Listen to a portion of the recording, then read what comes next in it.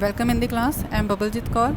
ਅੱਜ ਆਪਣਾ 10th class Punjabi medium ਦਾ chapter 10th ਪ੍ਰਕਾਸ਼ ਪਰਾਵਰਤਨ ਅਤੇ ਅਪਵਰਤਨ ਇਹ ਪੜ੍ਹਾਂਗੇ ਆਪਾਂ।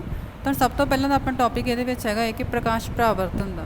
ਤਾਂ ਹੁਣ ਆਪਾਂ ਜੇ ਕਾਮਨਲੀ ਇਹਦੀ ਇੰਟਰੋਡਕਸ਼ਨ ਦੇ ਵਿੱਚ ਦੇਖਦੇ ਹਾਂ ਕਿ ਪਹਿਲਾਂ ਤਾਂ ਪ੍ਰਕਾਸ਼ ਕੀ ਆ। ਪ੍ਰਕਾਸ਼ ਦੇ ਕਾਰਨ ਹੀ ਆਪਾਂ ਆਪਣੇ ਆਲੇ ਦੁਆਲੇ ਦੀਆਂ ਸਾਰੀਆਂ ਚੀਜ਼ਾਂ ਨੂੰ ਦੇਖ ਸਕਦੇ ਹਾਂ। ਜੇ ਹੁਣ ਪ੍ਰਕਾਸ਼ ਨਹੀਂ ਹੋਊਗਾ, ਲਾਈਟ ਨਹੀਂ ਹੋਊਗੀ, ਹਨੇਰੇ ਦੀ ਗੱਲ ਕਰਦੇ ਹਾਂ ਆਪਾਂ ਕਿਸੇ ਵੀ ਕਮਰੇ ਦੇ ਵਿੱਚ, ਤਾਂ ਆਪਾਂ ਨੂੰ ਹਨੇਰੇ ਦੇ ਵਿੱਚ ਕੋਈ ਵੀ ਚੀਜ਼ ਦਿਖਾਈ ਨਹੀਂ ਦਿੰਦੀ। ਪਰ ਜੇ ਆਪਾਂ ਉਸ ਕਮਰੇ ਦੇ ਵਿੱਚ ਲਾਈਟ ਨੂੰ ਜਗਾ ਦਈਏ, ਬੱਲਬ ਲਗਾ ਰਹੇ ਹਾਂ ਜਾਂ ਸੂਰਜ ਦੀ ਰੋਸ਼ਨੀ ਪੈ ਰਹੀ ਹੈ, ਤਾਂ ਆਪਾਂ ਨੂੰ ਸਾਰੀਆਂ ਚੀਜ਼ਾਂ ਦਿਸਣੀਆਂ ਸ਼ੁਰੂ ਹੋ ਜਾਂਦੀਆਂ ਨੇ। ਤਾਂ ਸਿਰਫ ਪ੍ਰਕਾਸ਼ ਦੇ ਕਾਰਨ, ਲਾਈਟ ਦੇ ਕਾਰਨ ਹੀ ਇਹ ਚੀਜ਼ ਪੋਸੀਬਲ ਆ ਕਿ ਆਪਾਂ ਨੂੰ ਆਸੇ-ਪਾਸੇ ਸਾਰਾ ਕੁਝ ਦਿਖਾਈ ਦਿੰਦਾ ਹੈ। ਤਾਂ ਹੁਣ ਆਪਣੇ ਕੋਲ ਕੀ ਆ, ਆਪਾਂ ਸੰਸਾਰ ਦੇ ਵਿੱਚ ਚਾਰੇ ਪਾਸੇ ਕਾਫੀ ਸਾਰੀਆਂ ਚੀਜ਼ਾਂ ਦੇਖਦੇ ਹਾਂ, ਪਰ ਆਪਾਂ ਕਿਸੇ ਹਨੇਰੇ ਕਮਰੇ ਦੇ ਵਿੱਚ ਕੁਝ ਵੀ ਨਹੀਂ ਦੇਖ ਸਕਦੇਗੇ। ਤਾਂ ਹੁਣ ਆਪਣੇ ਕੋਲ ਕੀ ਵਸਤੂਆਂ ਨੂੰ ਦੇਖਣ ਦੇ ਲਈ ਜਾਂ ਤਾਂ ਦਿਨ ਵੇਲੇ ਸੂਰਜ ਦਾ ਪ੍ਰਕਾਸ਼ ਚਾਹੀਦਾ ਜਾਂ ਆਪਾਂ ਨੂੰ ਕੋਈ ਲਾਈਟ ਚਾਹੀਦੀ ਆ। ਹੁਣ ਜੇ ਦਿਨ ਵੇਲੇ ਸੂਰਜ ਦਾ ਪ੍ਰਕਾਸ਼ ਵਸਤੂ ਨੂੰ ਦੇਖਣ 'ਚ ਆਪਣੀ ਸਹਾਇਤਾ ਕਰਦਾ, ਤਾਂ ਹੁਣ ਉਹਨਾਂ ਨੇ ਆਪਣੇ ਕੋਲ ਕੀ ਆ ਕਿ ਕੋਈ ਵੀ ਵਸਤੂ ਉਸ ਉੱਤੇ ਪੈਣ ਵਾਲੇ ਪ੍ਰਕਾਸ਼ ਨੂੰ ਪਰਾਵਰਤਿਤ ਕਰਦੀ ਹੈ। ਮਤਲਬ ਜਦੋਂ ਪ੍ਰਕਾਸ਼ ਨੇ ਉਹਦੇ ਉੱਪਰ ਪੈਣਾ ਹੈ ਤਾਂ ਉਹਨੇ ਕੀ ਕਰਨਾ, ਉਸ ਵਸਤੂ ਨੇ ਉਸ ਪ੍ਰਕਾਸ਼ ਨੂੰ ਵਾਪਸ ਭੇਜ ਦੇਣਾ ਜਿੱਧਰੋਂ ਉਹ ਪ੍ਰਕਾਸ਼ ਆਇਆ ਸੀਗਾ। ਤਾਂ ਇਹ ਪਰਾਵਰਤਿਤ ਪ੍ਰਕਾਸ਼ ਜਦੋਂ ਆਪਣੀਆਂ ਅੱਖਾਂ ਦੁਆਰਾ ਗ੍ਰਹਿਣ ਕੀਤਾ ਜਾਂਦਾ, ਆਪਣੀਆਂ ਅੱਖਾਂ ਤੱਕ ਪਹੁੰਚਦਾ ਹੈ, ਤਾਂ ਹੀ ਸਾਨੂੰ ਉਹ ਵਸਤੂ ਦਿਖਾਈ ਦਿੰਦੀ ਹੈ। ਜੇ ਹੁਣ ਆਪਾਂ ਕਿਸੇ ਪਾਰਦਰਸ਼ੀ ਮਾਧਿਅਮ ਦੀ ਗੱਲ ਕਰਦੇ ਹਾਂ, ਪਾਰਦਰਸ਼ੀ ਮਾਧਿਅਮ ਕੀ ਹੁੰਦਾ ਹੈ, ਜਿਹਦੇ ਆਰ ਪਾਰ ਆਪਾਂ ਨੂੰ ਦਿਖਾਈ ਦਿੰਦਾ। ਜਿਵੇਂ ਆਪਾਂ ਕੱਚ ਕਹਿ ਸਕਦੇ ਹਾਂ ਕਿ ਸ਼ੀਸ਼ਾ ਹੈ, ਉਹਦੇ ਆਸੇ-ਪਾਸੇ ਆਪਾਂ ਦੇਖ ਸਕਦੇ ਹਾਂ ਕੱਚ ਦੇ ਅਰਾਊਂਡ। ਤਾਂ ਹੁਣ ਪ੍ਰਕਾਸ਼ ਨੇ ਕੀ ਕਰਨਾ, ਇਹਦੇ ਵਿੱਚੋਂ ਪਾਰ ਲੰਘ ਜਾਂਦਾ, ਇੱਕ ਪਾਸੇ ਤੋਂ ਆਉਂਦਾ ਦੂਜੇ ਪਾਸੇ ਲੰਘ ਜਾਂਦਾ। ਪ੍ਰਕਾਸ਼ ਦੇ ਨਾਲ ਆਪਣੇ ਕੋਲ ਹੋਰ ਬਹੁਤ ਘਟਨਾਵਾਂ ਸੰਬੰਧਿਤ ਆ, ਜਿਵੇਂ ਕਿ ਆਪਾਂ ਦਰਪਣ ਦੇ ਦੁਆਰਾ ਪ੍ਰਤੀਬਿੰਬ ਆਉਂਦਾ ਹੈ, ਤਾਰੇ ਟਿਮਟਿਮਾਉਂਦੇ ਨੇ ਆਕਾਸ਼ ਦੇ ਵਿੱਚ ਰਾਤ ਨੂੰ, ਮੀਂਹ ਤੋਂ ਬਾਅਦ ਸਤਰੰਗੀ ਪੀਂਘ ਦਿਸਦੀ ਆਪਾਂ ਨੂੰ ਜਿਹਦੇ ਵਿੱਚ 7 ਰੰਗ ਹੁੰਦੇ ਆ। ਕਿਸੇ ਮਾਧਿਅਮ ਦੁਆਰਾ ਪ੍ਰਕਾਸ਼ ਨੂੰ ਮੋੜਨਾ, ਕਿ ਉਹ ਜਾਂ ਤਾਂ ਆਪਣੇ ਮਾਧਿਅਮ ਨੇ ਕੀ ਕਰਨਾ ਕਿ ਜਦੋਂ ਲਾਈਟ ਜਾਂ ਪ੍ਰਕਾਸ਼ ਨੇ ਉਹਦੇ ਉੱਪਰ ਪੈਣਾ ਹੈ ਤਾਂ ਉਹ ਕੀ ਕਰਦਾ, ਜਿੱਧਰੋਂ ਪ੍ਰਕਾਸ਼ ਆਇਆ ਸੀ ਉਹਨੂੰ ਉੱਥੇ ਹੀ ਵਾਪਸ ਮੋੜ ਦਿੰਦਾ। ਤਾਂ ਇਹਨਾਂ ਸਾਰੇ ਗੁਣਾਂ ਨੂੰ ਆਪਾਂ ਇਸ ਦੇ ਵਿੱਚ ਪੜ੍ਹਾਂਗੇ। ਹੁਣ ਆਪਾਂ ਆਸੇ-ਪਾਸੇ ਕੀ ਆ, ਸਧਾਰਨ ਪ੍ਰਕਾਸ਼ੀ ਵਰਤਾਰਿਆਂ ਨੂੰ ਦੇਖਦੇ ਹਾਂ ਤਾਂ ਆਪਾਂ ਇਹ ਕਹਿ ਦਿੰਦੇ ਹਾਂ ਕਿ ਪ੍ਰਕਾਸ਼ ਕਿਵੇਂ ਚੱਲਦਾ ਹੈ, ਇੱਕ ਸਰਲ ਰੇਖਾ ਦੇ ਵਿੱਚ, ਮਤਲਬ ਇੱਕ ਸਿੱਧੀ ਲਾਈਨ ਦੇ ਵਿੱਚ, ਸਟ੍ਰੇਟ ਲਾਈਨ ਦੇ ਵਿੱਚ ਮੂਵ ਕਰਦਾ ਹੈ। ਤਾਂ ਹੁਣ ਜੇ ਕੋਈ ਇੱਕ ਛੋਟਾ ਪ੍ਰਕਾਸ਼ ਸਰੋਤ ਦਿੱਤਾ ਹੋਇਆ ਤਾਂ ਉਹਨੇ ਕੀ ਕਰਨਾ ਕਿ ਅਪਾਰਦਰਸ਼ੀ ਵਸਤੂ ਦੀ, ਮਤਲਬ ਜੇ ਹੁਣ ਆਪਾਂ ਟਾਰਚ ਲੈ ਕੇ ਚੱਲੀਏ ਕਿ ਟਾਰਚ ਨੂੰ ਆਪਾਂ ਰੱਖਿਆ ਹੋਇਆ, ਸਪੋਜ਼ ਇੱਥੇ ਆਪਣੇ ਕੋਲ ਕੋਈ ਵੀ ਟਾਰਚ ਆ, ਅਤੇ ਉਹਨੇ ਜੋ ਲਾਈਟ ਪਾਣੀ ਸ਼ੁਰੂ ਕਰਨੀ ਆ, ਉਹਦੇ ਰਸਤੇ ਦੇ ਵਿੱਚ ਆਪਾਂ ਕੋਈ ਪੱਥਰ ਰੱਖ ਦਈਏ ਜਾਂ ਕੋਈ ਅਪਾਰਦਰਸ਼ੀ ਵਸਤੂ ਜਿਹਦੇ ਆਰ ਪਾਰ ਆਪਾਂ ਦਿਖਾਈ ਨਹੀਂ ਦਿੰਦਾ, ਤਾਂ ਜਦੋਂ ਲਾਈਟ ਨੇ ਇਹਦੇ ਉੱਪਰ ਪੈਣਾ ਹੈ ਤਾਂ ਇਹਦਾ ਕੀ ਇੱਥੇ ਇੱਕ ਪਰਛਾਵਾਂ ਬਣ ਜਾਂਦਾ। ਤਾਂ ਹੁਣ ਇਸ ਕਰਕੇ ਜਿਹੜੇ ਲਾਈਟ ਨੇ ਪਾਸ ਕਰਨਾ ਸ਼ੁਰੂ ਕੀਤਾ ਸੀ ਤਾਂ ਉਹਦਾ ਪਾਥ ਕਿਵੇਂ ਦਾ ਸੀ, ਰਸਤਾ ਕਿਵੇਂ ਦਾ ਸੀਗਾ, ਸਰਲ ਰੇਖੀ, ਇੱਕ ਸਿੱਧੀ ਲਾਈਨ, ਇੱਕ ਸਟ੍ਰੇਟ ਲਾਈਨ। ਤਾਂ ਉਸ ਨੂੰ ਆਪਾਂ ਕੀ ਕਹਿੰਦੇ ਆ, ਪ੍ਰਕਾਸ਼ ਕਿਰਨ। ਕਿ ਪ੍ਰਕਾਸ਼ ਕਿਰਨ ਕਿਵੇਂ ਮੂਵ ਕਰ ਰਹੀ ਸੀਗੀ, ਲਾਈਟ ਕਿਵੇਂ ਆ ਰਹੀ ਸੀ। ਹੁਣ ਉਸ ਤੋਂ ਨੈਕਸਟ ਆਪਣੇ ਕੋਲ ਹੈਗੇ ਆ ਕਿ ਪ੍ਰਕਾਸ਼ ਦੇ ਪਰਾਵਰਤਨ ਅਤੇ ਅਪਵਰਤਨ ਦੇ ਕਾਰਨ ਹੀ ਜਿਹੜਾ ਪ੍ਰਕਾਸ਼ ਸੀਗਾ ਉਹਨੇ ਇੱਕ ਸਰਲ ਰੇਖਾ ਦੇ ਵਿੱਚ ਚੱਲਣਾ ਸ਼ੁਰੂ ਕੀਤਾ। ਉਹਨਾਂ ਦਾ ਆਪਾਂ ਉਪਯੋਗ ਕਰਕੇ ਉਹਨਾਂ ਨੂੰ ਯੂਜ਼ ਕਰਦੇ ਹਾਂ ਕਿ ਪ੍ਰਕਾਸ਼ ਦਾ ਪਰਾਵਰਤਨ ਆਪਣਾ ਕਿਹੜੀਆਂ ਚੀਜ਼ਾਂ ਦੇ ਵਿੱਚ ਹੈਲਪ ਕਰਦਾ ਅਤੇ ਅਪਵਰਤਨ ਕਿੱਥੇ ਹੈਲਪ ਕਰਦਾ ਹੈ। ਤਾਂ ਇਹੀ ਕੁਛ ਧਾਰਨਾਵਾਂ ਨੇ ਜਿਹੜੀਆਂ ਪ੍ਰਕਿਰਤੀ, ਕੁਦਰਤ ਦੇ ਵਿੱਚ ਹੋਣ ਵਾਲੇ ਕੁਝ ਪ੍ਰਕਾਸ਼ੀ ਵਰਤਾਰਿਆਂ ਦੇ ਅਧਿਐਨ 'ਚ ਕਿ ਇਹਨਾਂ ਨੂੰ ਸਮਝਣ ਦੇ ਵਿੱਚ ਆਪਣੀ ਮਦਦ ਕਰਦੇ ਆ। ਤਾਂ ਹੁਣ ਆਪਾਂ ਇਸ ਚੈਪਟਰ ਦੇ ਵਿੱਚ ਸਾਰਾ ਕੀ ਪੜ੍ਹਨਾ ਹੈ ਕਿ ਜਿਹੜੇ ਗੋਲ ਦਰਪਣ ਦਿੱਤੇ ਹੋਏ ਆ, ਉਹ ਪ੍ਰਕਾਸ਼ ਦਾ ਅਪਵਰਤਨ ਅਤੇ ਪਰਾਵਰਤਨ ਕਿਵੇਂ ਕਰਦੇ ਆ, ਉਹਨਾਂ ਨੂੰ ਆਪਾਂ ਉਪਯੋਗ ਕਿਵੇਂ ਕਰਦੇ ਆ, ਆਪਣੀ ਡੇਲੀ ਲਾਈਫ ਦੇ ਵਿੱਚ ਕਿੱਥੇ ਯੂਜ਼ ਹੁੰਦੇ ਆ। ਹਾਂ, ਸਭ ਤੋਂ ਪਹਿਲਾਂ ਫਸਟ ਟੌਪਿਕ ਆਪਣਾ ਹੈਗਾ ਇਹ ਪ੍ਰਕਾਸ਼ ਦਾ ਪਰਾਵਰਤਨ। ਤਾਂ ਪ੍ਰਕਾਸ਼ ਦਾ ਪਰਾਵਰਤਨ ਕੀ ਹੁੰਦਾ ਹੈ? ਪਰਾਵਰਤਨ ਮਤਲਬ ਟਕਰਾ ਕੇ ਵਾਪਸ ਮੁੜਨਾ। ਹੁਣ ਉੱਚ ਕੋਟि ਦੀ ਪਾਲਿਸ਼ ਕੀਤੀ ਸਤ੍ਹਾ, ਜਿਵੇਂ ਕਿ ਦਰਪਣ। ਜੇ ਹੁਣ ਆਪਣੇ ਕੋਲ ਕੋਈ ਵੀ ਇੱਕ ਦਰਪਣ ਦਿੱਤਾ ਹੋਇਆ, ਸਪੋਜ਼ A B ਆਪਣੇ ਕੋਲ ਇੱਕ ਦਰਪਣ ਆ, ਤਾਂ ਦਰਪਣ ਦੇ ਉੱਪਰ ਜਦੋਂ ਪ੍ਰਕਾਸ਼ ਨੇ ਆ ਕੇ ਪੈਣਾ ਹੈ, ਹੁਣ ਹਵਾ ਦੇ ਵਿੱਚੋਂ ਪ੍ਰਕਾਸ਼ ਆ ਰਿਹਾ ਸੀਗਾ, ਤਾਂ ਪ੍ਰਕਾਸ਼ ਜਦੋਂ ਇਸ ਪਾਲਿਸ਼ ਕੀਤੀ ਹੋਈ ਸਤ੍ਹਾ ਦੇ ਉੱਪਰ ਪੈਂਦਾ ਤਾਂ ਉਹਨੇ ਟਕਰਾ ਕੇ ਵਾਪਸ ਉਸੇ ਮਾਧਿਅਮ ਦੇ ਵਿੱਚ ਮੁੜ ਜਾਣਾ। ਹੁਣ ਇੱਥੇ ਦੇਖੋ A B ਆਪਣੇ ਕੋਲ ਇੱਕ ਦਰਪਣ ਸੀ, ਇਹਦੀ ਆਹ ਸਾਰੀ ਸਤ੍ਹਾ ਕੀ ਆ, ਪਾਲਿਸ਼ ਕੀਤੀ ਹੋਈ ਆ। ਤਾਂ P ਤੋਂ ਇੱਕ ਆਪਣੇ ਕੋਲ ਪ੍ਰਕਾਸ਼ ਕਿਰਨ ਆ ਰਹੀ ਹੈ ਜਿਹੜੀ ਇਸ ਦਰਪਣ ਨੂੰ O ਪੁਆਇੰਟ ਦੇ ਉੱਪਰ ਜਾ ਕੇ ਮਿਲਦੀ ਹੈ। ਅਤੇ ਜਦੋਂ O ਪੁਆਇੰਟ ਦੇ ਉੱਪਰ ਮਿਲਦੀ ਹੈ ਉਸ ਦਰਪਣ ਨੂੰ, ਤਾਂ ਲਾਈਟ ਪ੍ਰਕਾਸ਼ ਕੀ ਕਰੂਗਾ, ਉੱਥੇ ਟਕਰਾ ਕੇ ਵਾਪਸ ਆ ਜਾਂਦਾ। ਹੁਣ ਇਹਦੇ ਵਿੱਚ ਆਪਾਂ ਨੋਟ ਕਰ ਸਕਦੇ ਹਾਂ ਕਿ A B ਦੇ ਉੱਪਰ ਉੱਪਰ ਤੁਸੀਂ ਨੋਟ ਕਰੋ ਕਿ P ਇਹ ਤੋਂ ਲਾਈਟ ਨੇ ਆਈ, ਉਸਨੇ ਕੀ ਕੀਤਾ, O ਦੇ ਉੱਪਰ ਟਕਰਾ ਕੇ ਵਾਪਸ ਚਲੀ ਗਈ, ਕਿ ਹਵਾ ਦੇ ਵਿੱਚੋਂ ਆਈ ਸੀ ਅਤੇ ਹਵਾ ਦੇ ਵਿੱਚ ਹੀ ਵਾਪਸ ਚਲੀ ਗਈ, PO Q। ਤਾਂ ਹੁਣ ਆਪਾਂ ਕੀ ਕਰਨਾ ਕਿ ਜਦੋਂ P ਨੇ ਜਾ ਕੇ ਕੋਈ ਪ੍ਰਕਾਸ਼ ਕਿਰਨ ਆ ਰਹੀ ਸੀ, ਉਹ O 'ਤੇ ਟਕਰਾ ਰਹੀ ਹੈ, ਤਾਂ ਇੱਥੇ ਇੱਕ ਆਪਾਂ 90 ਡਿਗਰੀ ਦਾ ਕੋਣ ਬਣਾ ਰਹੇ ਹਾਂ। ਮਤਲਬ ਆਪਾਂ ਇੱਥੇ ਇੱਕ ਅਭਿਲੰਬ ਬਣਾਉਂਦੇ ਹਾਂ, ਉਹ ਵਾਲਾ ਅਭਿਲੰਬ ਇਸ ਦਰਪਣ ਦੇ ਨਾਲ 90 ਡਿਗਰੀ ਦਾ ਕੋਣ ਬਣਾਉਂਦਾ। ਹੁਣ ਇੱਥੇ ਆਪਣੇ ਕੋਲ ਜਿਹੜੀ ਕਿਰਨ ਆ ਰਹੀ ਆ, ਇਹ ਹੁੰਦੀ ਹੈ ਆਪਣੇ ਕੋਲ ਆਪਾਤੀ ਕਿਰਨ। ਜਿਹੜੀ ਪ੍ਰਕਾਸ਼ ਦੀ ਕਿਰਨ ਆ ਕੇ ਦਰਪਣ ਦੇ ਉੱਪਰ ਟਕਰਾਉਂਦੀ ਆ ਉਹਨੂੰ ਆਪਾਂ ਨੇਮ ਦਿੰਦੇ ਆ ਆਪਾਤੀ ਕਿਰਨ।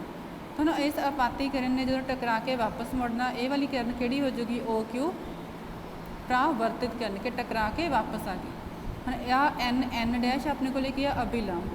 ਤਾਂ ਆਪਾਤੀ ਕਿਰਨ ਨੇ ਅਭਿਲੰਬ ਦੇ ਨਾਲ ਜਿਹੜਾ ਕੋਣ ਬਣਾਉਣਾ ਉਹਨੂੰ ਆਪਾਂ ਨਾਮ ਦਿੰਦੇ ਆ ਆਪਤਨ ਕੋਣ। ਇੰਗਲਿਸ਼ ਦੇ ਵਿੱਚ ਆਪਾਂ ਕਹਿ ਦਿੰਦੇ ਆ ਐਂਗਲ ਆਫ ਇਨਸੀਡੈਂਸ, ਇਸ ਲਈ ਆਪਾਂ ਇਹਨੂੰ I ਦੇ ਨਾਲ ਲਿਖਦੇ ਹਾਂ। ਤੇ ਜਿਹੜੀ ਪਰਾਵਰਤਿਤ ਕਿਰਨ ਸੀ ਟਕਰਾ ਕੇ ਵਾਪਸ ਜਾ ਰਹੀ ਆ, ਉਹਨੇ ਅਭਿਲੰਬ ਦੇ ਨਾਲ ਕਿਹੜਾ ਕੋਣ ਬਣਾਉਣਾ ਹੈ? ਪਰਾਵਰਤਨ ਕੋਣ। ਉਹਨੂੰ ਆਪਾਂ ਲਿਖਦੇ ਆ R ਦੇ ਨਾਲ, ਐਂਗਲ ਆਫ ਰਿਫਰੈਕਸ਼ਨ। ਤਾਂ ਹੁਣ ਇਹਦੇ ਵਿੱਚ ਆਪਣੇ ਕੋਲ ਕੀ ਆ? ਪਰਾਵਰਤਨ ਦੇ ਵਿੱਚ ਕਿ ਰਿਫਲੈਕਟ ਬੈਕ ਕਰਕੇ ਵਾਪਸ ਆ ਗਈ ਪਰਾਵਰਤਿਤ ਹੋਣ ਤੋਂ ਬਾਅਦ। ਤਾਂ ਇਸ ਨਿਯਮ ਦੇ ਅਨੁਸਾਰ ਆਪਣੇ ਕੋਲੇ I ਤੇ R ਦੀਆਂ ਵੈਲਿਊਜ਼ ਕਿੰਨੀਆਂ ਹੋ ਜਾਣਗੀਆਂ? ਤਾਂ ਉਹਦੀਆਂ ਵੈਲਿਊਜ਼ ਆਪਣੇ ਕੋਲੇ ਉਹ ਕਿੰਨੀਆਂ? ਇਕੁਅਲ ਹੋ ਜਾਣਗੀਆਂ ਹਮੇਸ਼ਾ ਹੀ ਨਿਯਮ ਦੇ ਅਨੁਸਾਰ। ਤਾਂ angle I is equal to angle R। ਤਾਂ ਹੁਣ ਇਹ ਆਪਣੇ ਕੋਲ ਇਹਦਾ ਸੀਗਾ ਫਸਟ ਨਿਯਮ ਜਿਹੜਾ ਆਪਾਂ ਪ੍ਰਕਾਸ਼ ਦਾ ਪਰਾਵਰਤਨ ਕੀਤਾ ਹੈ। ਤਾਂ ਆਪਤਨ ਕੋਣ ਤੇ ਪਰਾਵਰਤਨ ਕੋਣ ਦੇ ਬਰਾਬਰ ਹੁੰਦਾ। ਸੈਕਿੰਡ ਪੁਆਇੰਟ ਆਪਣੇ ਕੋਲ ਕਿਹਦਾ? ਸੈਕਿੰਡ ਨਿਯਮ ਕੀ ਆ? ਕਿ ਆਪਤਿਤ ਕਿਰਨ ਜਿਹੜੀ ਆਪਣੇ ਕੋਲ ਦਿੱਤੀ ਹੋਈ ਸੀਗੀ ਉਹ ਵਾਲੀ ਕਿਹੜੀ ਸੀਗੀ? ਆਪਤਿਤ ਕਿਰਨ PO ਦਰਪਣ ਦਾ ਆਪਤਨ ਬਿੰਦੂ ਉੱਤੇ ਲੰਬ, ਜਿਹੜਾ ਆਪਾਂ ਇੱਥੇ N ਡੈਸ਼ ਅਭਿਲੰਬ ਡਰਾ ਕੀਤਾ ਹੈ, ਤੇ ਪਰਾਵਰਤਿਤ ਕਿਰਨ OQ। ਇਹ ਸਾਰੇ ਕਿ ਇੱਕੋ ਤਲ ਦੇ ਵਿੱਚ ਹੋਣਗੇ, ਇੱਕੋ ਪਲੇਨ ਦੇ ਵਿੱਚ ਹੋਣਗੇ। ਹੁਣ ਨੈਕਸਟ ਦੇ ਵਿੱਚ ਦੇਖੋ ਆਪਣੇ ਕੋਲ ਕਿ ਪਰਾਵਰਤਨ ਦੇ ਜਿਹੜੇ ਸਾਰੇ ਨਿਯਮ ਆ, ਗੋਲਾਕਾਰ ਪਰਾਵਰਤਨ ਸਤ੍ਹਾ ਦੇ ਨਾਲ ਕੀ ਕਰਦੇ ਆ? ਪ੍ਰਕਾਸ਼ ਦੀਆਂ ਸਾਰੀਆਂ ਪਰਾਵਰਤਕ ਸਤਹਾਂ ਦੇ ਲਈ ਲਾਗੂ ਹੁੰਦੇ ਆ। ਕਿ ਜਿੰਨੀਆਂ ਵੀ ਆਪਾਂ ਨੂੰ ਸਤਹਾਂ ਦਿੱਤੀਆਂ ਹੋਈਆਂ ਗੋਲਾਕਾਰ ਦਰਪਣ ਦੀਆਂ, ਉਹਨਾਂ ਸਾਰਿਆਂ ਦੇ ਉੱਪਰ ਇਹ ਨਿਯਮ ਲਾਗੂ ਹੋਣਗੇ, ਇਹਨਾਂ ਨੂੰ ਫੋਲੋ ਕਰਨਗੇ। ਤਾਂ ਜੇ ਹੁਣ ਆਪਾਂ ਸਮਤਲ ਦਰਪਣ ਦੀ ਗੱਲ ਕਰਦੇ ਹਾਂ ਤਾਂ ਉਹਨੇ ਜਿਹੜਾ ਪ੍ਰਤੀਬਿੰਬ ਬਣਾਉਣਾ ਹੈ, ਤਾਂ ਉਹਦੇ ਵਿੱਚ ਆਪਾਂ ਨੋਟ ਕਰਨਾ ਕਿ ਉਹਦੇ ਵਿੱਚ ਪ੍ਰਤੀਬਿੰਬ ਕਿਵੇਂ ਦਾ ਬਣੂਗਾ।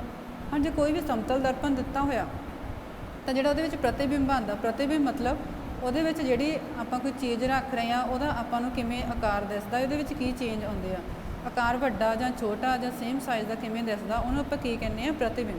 ਕਿ ਜੇ ਹੁਣ ਆਪਾਂ ਸ਼ੀਸ਼ੇ ਦੇ ਵਿੱਚ ਆਪਣਾ ਖੁਦ ਦਾ ਮੂੰਹ ਦੇਖਦੇ ਹਾਂ, ਆਪਾਂ ਫੇਸ ਦੇਖਦੇ ਹਾਂ, ਤਾਂ ਉਹਦੇ ਵਿੱਚ ਕੀ ਆਪਾਂ ਨੂੰ ਇੱਕ ਪ੍ਰਤੀਬਿੰਬ ਦਿਸਦਾ। ਤਾਂ ਹੁਣ ਸਮਤਲ ਦਰਪਣ ਜਿਹੜਾ ਹੋਊਗਾ, ਜੇ ਉਹਨੇ ਪ੍ਰਤੀਬਿੰਬ ਬਣਾਉਣਾ ਤਾਂ ਉਹ ਹਮੇਸ਼ਾ ਹੀ ਕਿਵੇਂ ਹੋਊਗਾ? ਆਭਾਸੀ ਅਤੇ ਸਿੱਧਾ।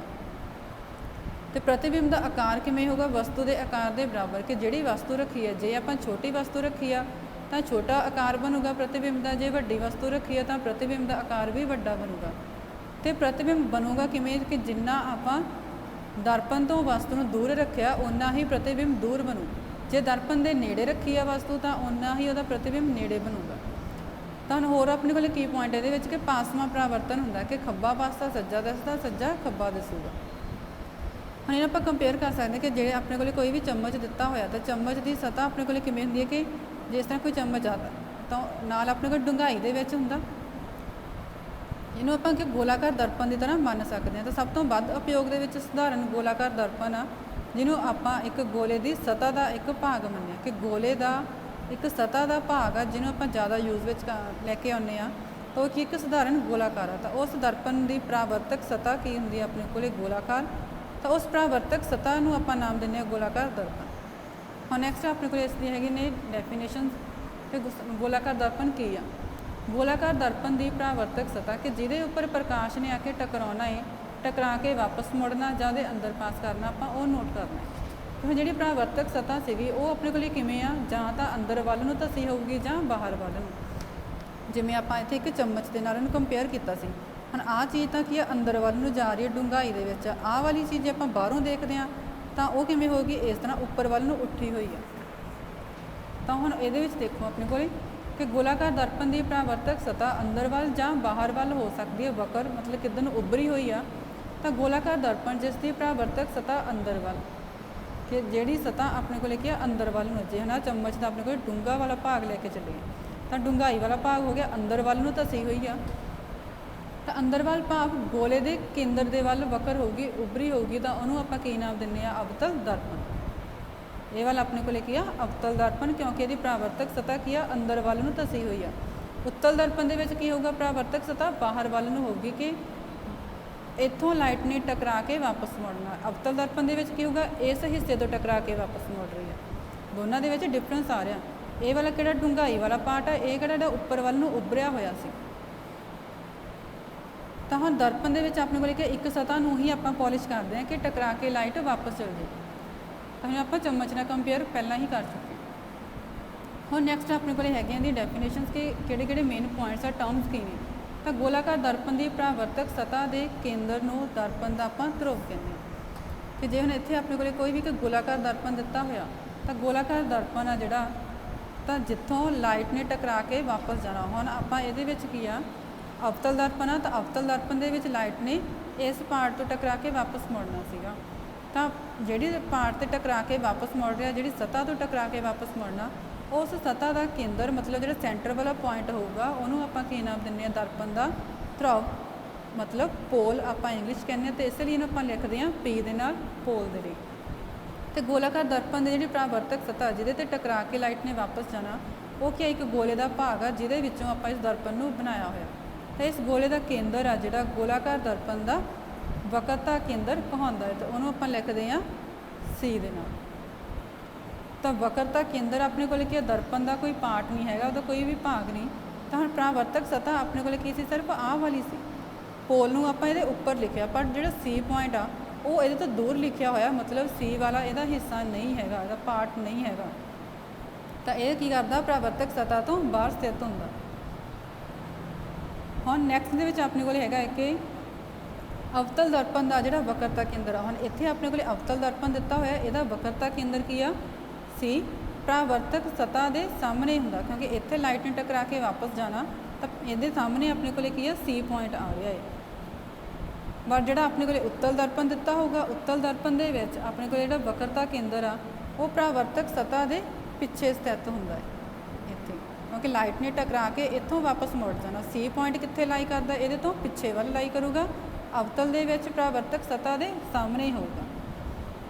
ਤਾਂ ਗੋਲਾਕਾਰ ਦਰਪਣ ਦੀ ਪਰਾਵਰਤਕ ਸਤ੍ਹਾ ਜਿਹੜੇ ਗੋਲੇ ਦਾ ਭਾਗ ਹੁੰਦੀ ਆ, ਉਸ ਦਾ ਅਰਧ ਵਿਆਸ ਦਰਪਣ ਦਾ ਵਕਰਤਾ ਅਰਧ ਵਿਆਸ ਕਹਾਉਂਦਾ ਹੈ। ਹੁਣ ਆਪਾਂ ਇਹਦੇ 'ਚ ਨੋਟ ਕਰ ਸਕਦੇ ਹਾਂ ਸਾਰਾ। ਗੋਲਾਕਾਰ ਦਰਪਣ ਦੀ ਪਰਾਵਰਤਕ ਸਤ੍ਹਾ ਜਿਸ ਗੋਲੇ ਦਾ ਭਾਗ ਹੈ ਉਸ ਦਾ ਅਰਧ ਵਿਆਸ ਦਰਪਣ ਦਾ ਵਕਰਤਾ। ਕਿ ਜਿਹੜਾ ਵੀ ਗੋਲਾਕਾਰ ਦਰਪਣ ਦਿੱਤਾ ਹੋਇਆ, ਜਿਹੜਾ ਉਹਦਾ ਅਰਧ ਵਿਆਸ ਹੋਊਗਾ ਉਹੀ ਆਪਣੇ ਕੋਲ ਕੀ ਹੋਊਗਾ, ਦਰਪਣ ਦਾ ਵਕਰਤਾ ਅਰਧ ਵਿਆਸ। ਤਾਂ ਇਹਨੂੰ ਆਪਾਂ ਕਿਹਦੇ ਨਾਲ ਲਿਖਾਂਗੇ, R ਦੇ ਨਾਲ, ਮਤਲਬ ਰੇਡੀਅਸ। ਤਾਂ ਹੁਣ ਇੱਥੇ ਆਪਣੇ ਕੋਲ ਇਸ ਡਾਇਗਰਾਮ ਦੇ ਵਿੱਚ PC ਆਪਣੇ ਕੋਲ ਕੀ ਆ, ਉਹਦਾ ਅਰਧ ਵਿਆਸ ਹੋ ਜਾਊਗਾ। ਤਾਂ ਗੋਲਾਕਾਰ ਦਰਪਣ ਦੇ ਧਰੁਵ ਅਤੇ ਵਕਰਤਾ ਕੇਂਦਰ ਦੇ ਵਿੱਚੋਂ ਲੰਘਦੀ ਇੱਕ ਸਿੱਧੀ ਰੇਖਾ ਜਿਹੜੀ ਉਹ ਕੀ ਹੋਊਗਾ, ਉਹਦਾ ਮੁੱਖ ਧੁਰਾ ਹੋਊਗਾ। ਤਾਂ ਮੁੱਖ ਧੁਰਾ ਕੀ ਹੋਊਗਾ, ਜਿਹੜਾ ਦਰਪਣ ਦੇ ਧਰੁਵ ਦੇ ਉੱਪਰ ਲੰਬ ਹੋ। ਹੁਣ ਇਹਨਾਂ ਆਪਾਂ ਇੱਕ ਕੰਪੇਅਰ ਕਰ ਸਕਦੇ ਹਾਂ ਕਿ ਜੇ ਆਪਣੇ ਕੋਲੇ ਕੋਈ ਵੀ ਇੱਕ ਕਾਗਜ਼ ਦਿੱਤਾ ਹੋਇਆ, ਤਾਂ ਜੇ ਹੁਣ ਕਾਗਜ਼ ਨੂੰ ਆਪਾਂ ਜਲਾਉਣਾ ਸ਼ੁਰੂ ਕਰ ਦਿੰਦੇ ਕਿ ਆਪਣੇ ਕੋਲੇ ਕੋਈ ਵੀ ਇੱਕ ਦਰਪਣ ਦਿੱਤਾ, ਉਹ ਆਪਣੇ ਕੋਲ ਇੱਕ ਐਕਟੀਵਿਟੀ ਦੇ ਵਿੱਚ ਕਿ ਸੂਰਜ ਵੱਲ ਜਾਂ ਦਰਪਣ ਦੁਆਰਾ ਪਰਾਵਰਤਿਤ ਸੂਰਜ ਦੇ ਪ੍ਰਕਾਸ਼ ਵੱਲ ਸਿੱਧਾ ਆਪਾਂ ਦੇਖਣਾ ਨਹੀਂ ਚਾਹੀਦਾ, ਉਹ ਆਪਣੀਆਂ ਅੱਖਾਂ ਨੂੰ ਹਾਨੀ ਪਹੁੰਚਾ ਸਕਦਾ। ਜੇ ਆਪਾਂ ਅਵਤਲ ਦਰਪਣ ਨੂੰ ਆਪਣੇ ਹੱਥ ਦੇ ਵਿੱਚ ਫੜਦੇ ਹਾਂ ਤਾਂ ਉਹਦੀ ਪਰਾਵਰਤਕ ਸਤ੍ਹਾ ਨੂੰ ਸੂਰਜ ਵੱਲ ਕਰ ਦੇਣਾ। ਤਾਂ ਦਰਪਣ ਦੁਆਰਾ ਪਰਾਵਰਤਿਤ ਪ੍ਰਕਾਸ਼ ਨੂੰ ਦਰਪਣ ਦੇ ਲਾਗੇ ਕਿ ਜਿੰਨਾ ਵੀ ਪ੍ਰਕਾਸ਼ ਉਹਦੇ ਉੱਪਰ ਆ ਕੇ ਇਕੱਠਾ ਹੋਊਗਾ ਅਵਤਲ ਦਰਪਣ ਦੇ ਉੱਪਰ, ਉਸ ਸਾਰੇ ਪ੍ਰਕਾਸ਼ ਨੂੰ ਆਪਾਂ ਕੋਲੇ ਰੱਖੇ ਹੋਏ ਇੱਕ ਕਾਗਜ਼ ਦੀ ਸ਼ੀਟ ਦੇ ਉੱਪਰ ਪਾਉਣਾ। ਤਾਂ ਜਿਵੇਂ ਜਿਵੇਂ ਆਪਾਂ ਕਾਗਜ਼ ਦੀ ਸ਼ੀਟ ਨੂੰ ਥੋੜ੍ਹਾ ਥੋੜ੍ਹਾ ਪਿੱਛੇ ਕਰਾਂਗੇ ਤਾਂ ਕਾਗਜ਼ ਦੀ ਸ਼ੀਟ ਦੇ ਉੱਪਰ ਪ੍ਰਕਾਸ਼ ਦਾ ਇੱਕ ਚਮਕਦਾ ਤਿੱਖਾ ਬਿੰਦੂ ਪ੍ਰਾਪਤ ਨਾ ਹੋਵੇ। ਆਪਾਂ ਨੂੰ ਥੋੜ੍ਹਾ ਥੋੜ੍ਹਾ ਪਿੱਛੇ ਕਰੀ ਜਾਣਾ ਕਿ ਇਕੱਠਾ ਨਾ ਹੋਵੇ। ਤਾਂ ਥੋੜ੍ਹਾ ਟਾਈਮ ਆਪਾਂ ਉਹਨੂੰ ਉਸੇ ਸਥਿਤੀ ਦੇ ਵਿੱਚ ਫੜ ਕੇ ਰੱਖਣਾ। ਤਾਂ ਆਪਾਂ ਕੀ ਦੇਖਾਂਗੇ ਕਿ ਜਿਹੜਾ ਵੀ ਆਪਣੇ ਕੋਲ ਕਾਗਜ਼ ਦਿੱਤਾ ਹੋਇਆ ਸੀ, ਕਾਗਜ਼ ਦੀ ਇੱਕ ਸ਼ੀਟ ਦਿੱਤੀ ਹੋਈ ਸੀ ਜਿਹਦੇ ਉੱਪਰ ਆਪਾਂ ਅਵਤਲ ਦਰਪਣ ਦੁਆਰਾ ਸਾਰਾ ਪ੍ਰਕਾਸ਼ ਇਕੱਠਾ ਕਰਕੇ ਪਾ ਰਹੇ ਹਾਂ, ਤਾਂ ਕਾਗਜ਼ ਨੂੰ ਹੌਲੀ ਹੌਲੀ ਅੱਗ ਲੱਗਣੀ ਸ਼ੁਰੂ ਹੋ ਜੂਗੀ ਅਤੇ ਧੂੰਆਂ ਉੱਠਣ ਲੱਗਦਾ। ਅਤੇ ਅੰਤ ਦੇ ਵਿੱਚ ਕੀ ਕਰਨਾ, ਜੋ ਕਾਗਜ਼ ਨੇ ਅੱਗ ਫੜ ਲੈਣੀ ਹੈ। ਅਤੇ ਕਿਉਂ ਜਲਦਾ ਏ, ਕਿਉਂਕਿ ਜਿਹੜਾ ਸੂਰਜ ਤੋਂ ਪ੍ਰਕਾਸ਼ ਆ ਰਿਹਾ ਸੀਗਾ ਦਰਪਣ ਦੇ ਦੁਆਰਾ, ਉਹ ਆਪਾਂ ਸਾਰਾ ਇੱਕ ਪੁਆਇੰਟ ਦੇ ਉੱਪਰ ਇਕੱਠਾ ਕਰ ਲਿਆ। ਅਤੇ ਜਦੋਂ ਉਸ ਪੁਆਇੰਟ ਦੇ ਉੱਪਰ ਆਪਾਂ ਨੂੰ ਇਕੱਠਾ ਕਰ ਰਹੇ ਹਾਂ ਤਾਂ ਉੱਥੇ ਕੀ ਬਣਦਾ ਹੁੰਦਾ, ਸੂਰਜ ਦਾ ਪ੍ਰਤੀਬਿੰਬ। ਤਾਂ ਉਹੀ ਬਿੰਦੂ ਆਪਣੇ ਕੋਲ ਅਵਤਲ ਦਰਪਣ ਦਾ ਕੀ ਹੋਊਗਾ, ਫੋਕਸ, ਕਿ ਜਿੱਥੇ ਜਾ ਕੇ ਸਾਰਾ ਪ੍ਰਕਾਸ਼ ਇਕੱਠਾ ਹੋ ਰਿਹਾ। ਹੁਣ ਜਦੋਂ ਸਾਰਾ ਪ੍ਰਕਾਸ਼ ਉਹਦੇ ਉੱਪਰ ਇਕੱਠਾ ਹੋ ਗਿਆ ਸੀ ਤਾਂ ਉਹਦੇ ਟੈਂਪਰੇਚਰ ਬਹੁਤ ਜ਼ਿਆਦਾ ਹਾਈ ਹੋ ਗਿਆ, ਤਾਪ ਇਕੱਠਾ ਹੋ ਗਿਆ, ਤਾਂ ਇਸੇ ਕਾਰਨ ਕਾਗਜ਼ ਨੂੰ ਅੱਗ ਲੱਗ ਜਾਂਦੀ। ਤਾਂ ਦਰਪਣ ਦੀ ਸਥਿਤੀ ਤੋਂ ਇਸ ਪ੍ਰਤੀਬਿੰਬ ਦੀ ਦੂਰੀ ਆਪਣੇ ਕੋਲ ਕੀ ਹੋਊਗੀ, ਦਰਪਣ ਦੀ ਫੋਕਸ ਦੂਰੀ। ਹੁਣ ਨੈਕਸਟ ਵਿੱਚ ਆਪਾਂ ਦੇਖ ਸਕਦੇ ਹਾਂ ਕਿ ਜਿਹੜਾ ਆਪਣੇ ਕੋਲੇ ਨੈਕਸਟ ਫਿਗਰ ਦਿੱਤੀ ਹੋਈ ਆ, ਇੱਕ ਅਵਤਲ ਦਰਪਣ ਲਈ ਹੈ ਅਤੇ ਇੱਕ ਉੱਤਲ ਦਰਪਣ ਦੇ ਲਈ ਹੈ। ਫਸਟ ਦੇ ਵਿੱਚ ਆਪਾਂ ਕੀ ਸ਼ੋਅ ਕੀਤਾ ਹੋਇਆ ਕਿ ਅਵਤਲ ਦਰਪਣ ਉੱਤੇ ਮੁੱਖ ਧੁਰੇ ਦੇ ਸਮਾਨਾਂਤਰ। ਹੁਣ ਇਹਦੇ ਵਿੱਚ ਆਪਣੇ ਕੋਲ ਕੀ ਆ, ਜਿਹੜੀ ਸਾਰੀ ਲਾਈਨ PC ਵਾਲੀ ਨੂੰ ਆਪਾਂ ਅੱਗੇ ਪਾਸ ਕਰ ਰਹੇ ਹਾਂ, ਤਾਂ ਇਹ ਸਾਰਾ ਆਪਣੇ ਕੋਲ ਕੀ ਉਹਦਾ ਮੁੱਖ ਧੁਰਾ ਹੈ। ਹੁਣ ਇਹਦੇ ਸਮਾਨਾਂਤਰ ਇੱਥੇ ਕੀ ਆ, ਪ੍ਰਕਾਸ਼ ਦੀਆਂ ਕਿਰਨਾਂ ਜਾ ਕੇ ਦਰਪਣ ਦੇ ਉੱਪਰ ਪੈ ਰਹੀਆਂ ਨੇ। ਤਾਂ ਹੁਣ ਇਹ ਸਾਰੀਆਂ ਕਿਹਨੇ ਦੀਆਂ, ਆਪਤਿਤ ਕਿਰਨਾਂ ਨੇ। ਤਾਂ ਉਸ ਤੋਂ ਬਾਅਦ ਆਪਾਂ ਪਰਾਵਰਤਿਤ ਕਰਨਾ ਦੇਖਣੀ ਤਾਂ ਉਹ ਸਾਰੀਆਂ ਜਦੋਂ ਆਪਤਿਤ ਕਿਰਨ ਨੇ ਜਾ ਕੇ ਦਰਪਣ ਦੀ ਪਰਾਵਰਤਿਤ ਸਤ੍ਹਾ ਦੇ ਉੱਪਰ ਟਕਰਾਉਣਾ ਤਾਂ ਉਹ ਟਕਰਾ ਕੇ ਵਾਪਸ ਮੁੜ ਜਾਂਦੀਆਂ ਨੇ। ਤਾਂ ਟਕਰਾਉਣ ਤੋਂ ਬਾਅਦ ਜਦੋਂ ਸਾਰੀਆਂ ਪ੍ਰਕਾਸ਼ ਦੀਆਂ ਕਿਰਨਾਂ ਜਿਹੜੇ ਬਿੰਦੂ ਉੱਤੇ ਇਕੱਠੀਆਂ ਹੁੰਦੀਆਂ ਨੇ ਉਹਨੂੰ ਆਪਾਂ ਕੀ ਨਾਮ ਦਿੰਦੇ ਆ? ਉਹਦਾ ਮੁੱਖ ਫੋਕਸ। ਜਿਵੇਂ ਇਹਦੇ ਵਿੱਚ ਸਾਰੀਆਂ ਟਕਰਾਉਣ ਤੋਂ ਬਾਅਦ ਪ੍ਰਕਾਸ਼ ਦੀਆਂ ਕਿਰਨਾਂ ਐਫ ਦੇ ਉੱਪਰ ਇਕੱਠੀਆਂ ਹੋ ਗਈਆਂ ਤਾਂ ਇਹ ਵਾਲਾ ਕੀ ਹੋ ਜਾਊਗਾ? ਅਵਤਲ ਦਰਪਣ ਦਾ ਮੁੱਖ ਫੋਕਸ। ਹੁਣ ਇਸੇ ਤਰ੍ਹਾਂ ਨੈਕਸਟ ਆਪਣੇ ਕੋਲ ਉੱਤਲ ਦਰਪਣ ਦੇ ਲਈ। ਉੱਤਲ ਦਰਪਣ ਦੇ ਵਿੱਚ ਕੀ ਆ? ਸਾਰੀਆਂ ਪ੍ਰਕਾਸ਼ ਦੀਆਂ ਕਿਰਨਾਂ ਟਕਰਾਉਣ ਤੋਂ ਬਾਅਦ ਇੱਕ ਬਿੰਦੂ ਦੇ ਉੱਪਰ ਜਾ ਕੇ ਇਕੱਠੀਆਂ ਨਹੀਂ ਹੋ ਰਹੀਆਂ, ਆਪਾਂ ਖੁਦ ਉਹਨਾਂ ਨੂੰ ਪਿੱਛੇ ਵੱਲ ਨੂੰ ਵਧਾ ਕੇ ਇੱਕ ਪੁਆਇੰਟ ਦੇ ਉੱਪਰ ਮਿਲਾ ਰਹੇ ਹਾਂ ਤਾਂ ਇਹ ਵਾਲਾ ਪੁਆਇੰਟ ਕੀ ਹੋ ਜਾਊਗਾ? ਇਹਦਾ ਮੁੱਖ ਫੋਕਸ। ਤਾਂ ਗੋਲਾਕਾਰ ਦਰਪਣ ਦੇ ਧਰੁਵ ਅਤੇ ਮੁੱਖ ਫੋਕਸ ਦੇ ਵਿਚਕਾਰ ਦੀ ਦੂਰੀ ਕੀ ਕਹਾਉਂਦੀ ਆ? ਫੋਕਸ ਦੂਰੀ। ਤਾਂ ਉਹਨੂੰ ਆਪਾਂ ਲਿਖਦੇ ਹਾਂ ਐਫ ਦੇ ਨਾਲ। ਗੋਲਾਕਾਰ ਦਰਪਣ ਦੀ ਪਰਾਵਰਤਕ ਸਤ੍ਹਾ ਆਮ ਤੌਰ 'ਤੇ ਕੀ ਹੈ? ਗੋਲਾਕਾਰ ਹੀ ਹੁੰਦੀ ਹੈ, ਉਹਦੀ ਇੱਕ ਗੋਲਾਕਾਰ ਸੀਮਾ ਰੇਖਾ ਹੁੰਦੀ ਹੈ। ਤਾਂ ਗੋਲਾਕਾਰ ਦਰਪਣ ਦੀ ਪਰਾਵਰਤਨ ਸਤ੍ਹਾ ਦਾ ਜਿਹੜਾ ਵਿਆਸ ਆ ਉਹ ਦਰਪਣ ਦਾ ਕੀ ਹੋਊਗਾ? ਅਪਰਚਰ। ਤਾਂ ਇਹਦੇ ਵਿੱਚ ਆਪਾਂ ਨੋਟ ਕਰ ਸਕਦੇ ਹਾਂ ਕਿ ਇਹਦਾ ਵਿਆਸ ਕਿੰਨਾ ਹੈ? M N. ਇਹ ਸਾਰਾ ਕੀ ਹੋ ਜਾਊਗਾ? ਉਹਦਾ ਅਪਰਚਰ ਦੁਆਰ। ਐਮ ਐਨ ਨੂੰ ਆਪਾਂ ਨਾਮ ਦੇਵਾਂਗੇ ਦੁਆਰਕ ਦਾ, ਇੰਗਲਿਸ਼ ਵਿੱਚ ਆਪਾਂ ਨੂੰ ਅਪਰਚਰ ਕਹਿ ਦਿੰਦੇ ਹਾਂ। ਤਾਂ ਹੁਣ ਆਪਣੇ ਕੋਲ ਸਿਰਫ ਆਪਾਂ ਉਹਨਾਂ ਗੋਲਾਕਾਰ ਦਰਪਣ ਦੇ ਬਾਰੇ ਪੜ੍ਹਨਾ ਹੈ ਕਿ ਜਿਨ੍ਹਾਂ ਦਾ ਦੁਆਰਕ ਉਹਨਾਂ ਦੇ ਵਕਰਤਾ ਅਰਧ ਵਿਆਸ ਤੋਂ ਬਹੁਤ ਛੋਟਾ ਹੈ। ਤਾਂ ਇਹਨਾਂ ਦਾ ਆਪਸ ਦੇ ਵਿੱਚ ਰਿਲੇਸ਼ਨ ਕੀ ਆ? ਵਕਰਤਾ ਅਰਧ ਵਿਆਸ ਤੇ ਫੋਕਸ ਦੂਰੀ ਦਾ r = 2f, ਕਿ ਜਿਹੜਾ ਆਪਣੇ ਕੋਲੇ r ਦੀ ਵੈਲਿਊ ਸੀ ਵਕਰਤਾ ਅਰਧ ਵਿਆਸ ਉਹ ਕਿਹਦੇ ਤੋਂ ਦੁੱਗਣੀ ਆਊਗੀ? ਫੋਕਸ ਦੂਰੀ ਦੀ। ਕਿਸੇ ਗੋਲਾਕਾਰ ਦਰਪਣ ਦਾ ਮੁੱਖ ਫੋਕਸ ਜਿਹੜਾ ਉਹਦੇ ਧਰੁਵ ਅਤੇ ਵਕਰਤਾ ਕੇਂਦਰ ਨੂੰ ਮਿਲਾਉਂਦਾ ਆਪਸ 'ਚ, ਉਹ ਵਾਲਾ ਉਹਦਾ ਕੀ ਹੁੰਦਾ ਹੈ? ਮੱਧ ਬਿੰਦੂ। ਹੁਣ ਇਹਦੇ ਵਿੱਚ ਆਪਾਂ ਨੋਟ ਕਰਨਾ ਹੈ ਕਿ ਜੇ ਗੋਲਾਕਾਰ ਦਰਪਣ ਪ੍ਰਤੀਬਿੰਬ ਬਣਾਉਂਦਾ ਤਾਂ ਉਹਨਾਂ ਦੇ ਵਿੱਚ ਕੀ ਚੇਂਜ ਆਉਂਦੇ। ਤਾਂ ਗੋਲਾਕਾਰ ਦਰਪਣ ਦੁਆਰਾ ਜਿਹੜਾ ਪ੍ਰਤੀਬਿੰਬ ਬਣਦਾ ਉਹਦੀ ਪ੍ਰਕਿਰਤੀ, ਸਥਿਤੀ, ਕਿ ਆਪਾਂ ਨੂੰ ਕਿੱਥੇ ਰੱਖਿਆ, ਉਹਦੀ ਨੇਚਰ ਕਿਵੇਂ ਦੀ, ਉਹਦਾ ਆਕਾਰ ਕਿਵੇਂ ਦਾ, ਉਹ ਸਾਰਾ ਨੋਟ ਕਰਾਂਗੇ। ਇਹਦੇ ਪ੍ਰਤੀਬਿੰਬ ਕਿਹੋ ਜਿਹੇ ਬਣ ਰਹੇ ਆ ਅਵਤਲ ਦਰਪਣ ਦੁਆਰਾ, ਕਿ ਆਪਾਂ ਕਿਹੜੇ ਪੁਆਇੰਟ ਦੇ ਉੱਪਰ ਵਸਤੂ ਨੂੰ ਰੱਖਿਆ ਹੋਇਆ ਜਦੋਂ ਆਪਾਂ ਉਹਦਾ ਪ੍ਰਤੀਬਿੰਬ ਪ੍ਰਾਪਤ ਕਰਨਾ ਚਾਹੁੰਦੇ ਹਾਂ। ਫਿਰ ਜੋ ਪ੍ਰਤੀਬਿੰਬ ਬਣ ਰਿਹਾ ਹੈ ਤਾਂ ਉਹ ਵਾਸਤਵਿਕ ਆ ਜਾਂ ਆਭਾਸੀ ਹੈ, ਕਿ ਪ੍ਰਕਾਸ਼ ਦੀਆਂ ਕਿਰਨਾਂ ਟਕਰਾਉਣ ਤੋਂ ਬਾਅਦ ਅਸਲੀਅਤ ਦੇ ਵਿੱਚ ਇੱਕ ਪੁਆਇੰਟ ਦੇ ਉੱਪਰ ਜਾ ਕੇ ਮਿਲਦੀਆਂ ਜਾਂ ਆਪਾਂ ਉਹਨਾਂ ਨੂੰ ਖੁਦ ਮਿਲਾ ਰਹੇ ਹਾਂ। ਹੁਣ ਇਹਦੇ ਵਿੱਚ ਕੀ ਸੀ? ਸਾਰੀਆਂ ਇੱਕ ਪੁਆਇੰਟ ਦੇ ਉੱਪਰ ਖੁਦ ਮਿਲਦੀਆਂ ਸੀ, ਬਟ ਇੱਥੇ ਜਾ ਕੇ ਇਕੱਠੀਆਂ ਇੱਕ ਪੁਆਇੰਟ ਦੇ ਉੱਪਰ ਨਹੀਂ ਸੀ ਹੋ ਰਹੀਆਂ, ਆਪਾਂ ਖੁਦ ਉਹਨਾਂ ਨੂੰ ਮਿਲਾਉਂਦੇ ਹਾਂ। ਤਾਂ ਇਹ ਕਿਹੜਾ ਹੋ ਜਾਊਗਾ? ਆਭਾਸੀ। ਇੱਧਰ ਆਪਣੇ ਕੋਲੇ ਵਾਸਤਵਿਕ। ਤਾਂ ਫਿਰ ਜਿਹੜੇ ਪ੍ਰਤੀਬਿੰਬ ਬਣ ਰਹੇ ਆ ਆਪਣੇ ਕੋਲੇ ਉਹ ਛੋਟੇ ਆ ਜਾਂ ਬਰਾਬਰ ਆਕਾਰ ਦੇ ਆ ਜਾਂ ਉਹਨਾਂ ਤੋਂ ਵੱਡੇ ਬਣ ਰਹੇ ਆ, ਇਹ ਵੀ ਆਪਾਂ ਨੂੰ ਨੋਟ ਕਰਨਾ ਪਊਗਾ। ਤਾਂ ਹੁਣ ਅਵਤਲ ਦਰਪਣ ਦੁਆਰਾ ਜਿਹੜੇ ਪ੍ਰਤੀਬਿੰਬ ਬਣਦੇ ਆ ਉਹ ਅਲੱਗ-ਅਲੱਗ ਪੁਆਇੰਟਸ ਦੇ ਉੱਪਰ ਆਪਾਂ ਰੱਖ ਕੇ ਨੋਟ ਕਰਾਂਗੇ।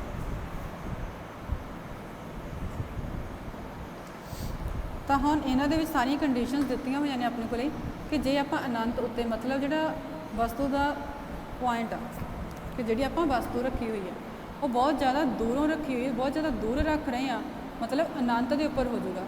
ਤਾਂ ਅਨੰਤ ਦੇ ਉੱਪਰ ਵਸਤੂ ਪਈ ਆ ਤਾਂ ਪ੍ਰਕਾਸ਼ ਦੀਆਂ ਕਿਰਨਾਂ ਟਕਰਾਉਣ ਤੋਂ ਬਾਅਦ ਕਿੱਥੇ ਇਕੱਠੀਆਂ ਹੋ ਜਾਣਗੀਆਂ? ਐਫ ਦੇ ਉੱਪਰ।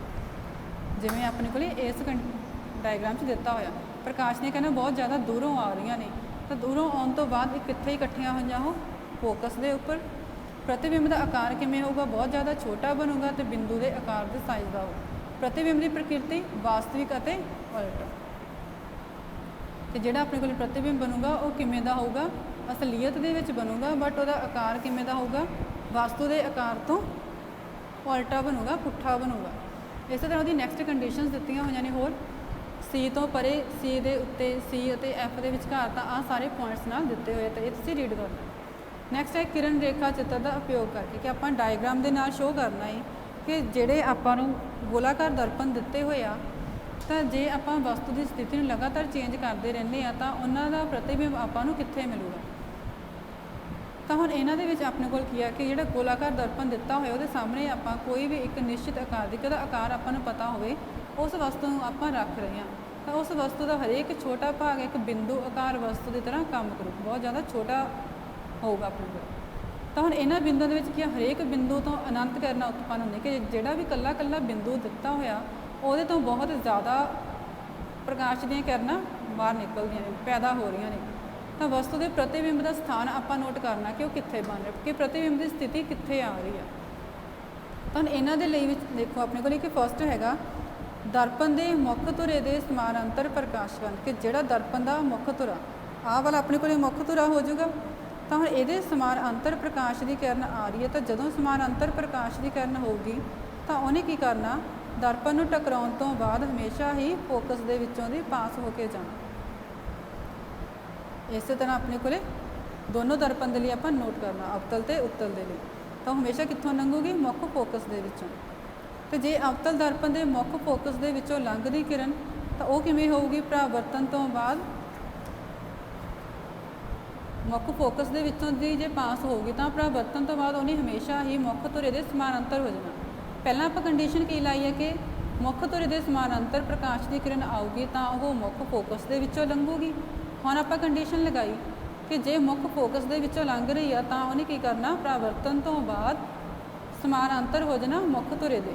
ਸੇਮ ਆਪਣੇ ਕੋਲੇ ਇੱਧਰ ਮੁੱਖ ਫੋਕਸ ਦੇ ਵਿੱਚੋਂ ਪਾਸ ਹੋਊਗੀ ਤਾਂ ਉਹਨੇ ਕੀ ਹੋ ਜਾਣਾ, ਸਮਾਨਾਂਤਰ ਮੁੱਖ ਧੁਰੇ ਦੇ। ਨੈਕਸਟ ਕੰਡੀਸ਼ਨ ਆਪਣੇ ਕੋਲੇ ਕੀ ਆ ਕਿ ਅਵਤਲ ਦਰਪਣ ਜਾਂ ਉੱਤਲ ਦਰਪਣ ਜਿਹੜਾ ਆਪਾਂ ਦਿੱਤਾ ਹੋਇਆ ਏ, ਜੇ ਉਹਨਾਂ ਦੇ ਵਕਰਤਾ ਕੇਂਦਰ ਦੇ ਵਿੱਚੋਂ ਪ੍ਰਕਾਸ਼ ਦੀ ਕਿਰਨ ਆ ਕੇ ਟਕਰਾ ਰਹੀ ਆ ਤਾਂ ਪਰਾਵਰਤਨ ਤੋਂ ਬਾਅਦ ਉਹਨੇ ਉਸੇ ਰਸਤੇ ਤੋਂ ਵਾਪਸ ਮੁੜ ਜਾਣਾ।